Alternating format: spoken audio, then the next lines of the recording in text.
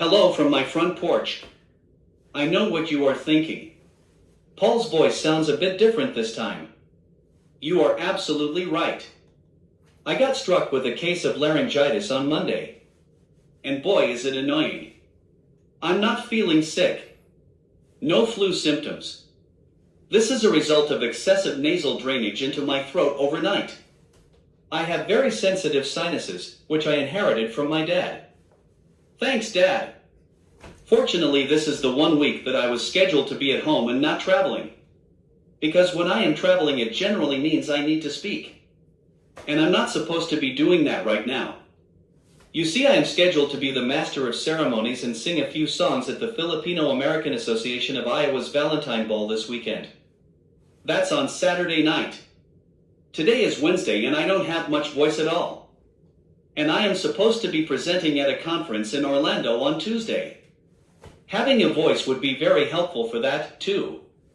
So I have been asking around for advice on what to do to fix things as quick as possible. I figured the best people to ask were my singer/performer friends. If anyone would have strategies for repairing a lost voice, it would be them. And they came through with a lot of advice. Although I received almost as many different recommendations as people that I asked. I also had a doctor appointment this morning. My doctor actually endorsed some of the peer advice I'd been given.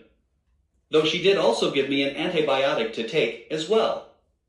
One of the consistent bits of advice was to rest my voice. Meaning don't try to use the limited voice that I have. In fact, I learned that attempting to whisper would do even more damage than just trying to talk. So it's the zone of silence for me. And yes, that is as tough for me as you are thinking it is. It seems the one thing everyone could agree on is that I should stop talking. But I thought I'd share some of the other advice that I received. Drink hot tea. Lemon and ginger. Ginseng. Orange zest. But always an emphasis on organic. Oh, and whatever flavor, mix it with honey. I really haven't ever been a tea drinker, but I admit that it doesn't taste too bad and it does feel good on my throat. Several advised me to avoid cold beverages. In other words, no Diet Cokes or Ice Plus drinks. That's pretty much been torture. Just kidding. But for real.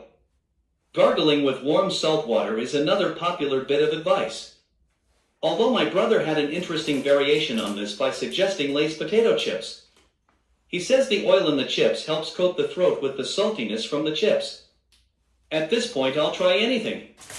One thing no one mentioned, but one I've done anyway, is breathing in warm steam. When I was a kid, my mom used to have me do it when I was congested. Lean over the bathroom sink, turn the hot water wide open, place a towel over your head and just breathe in deeply. Mom was pretty smart. It does work.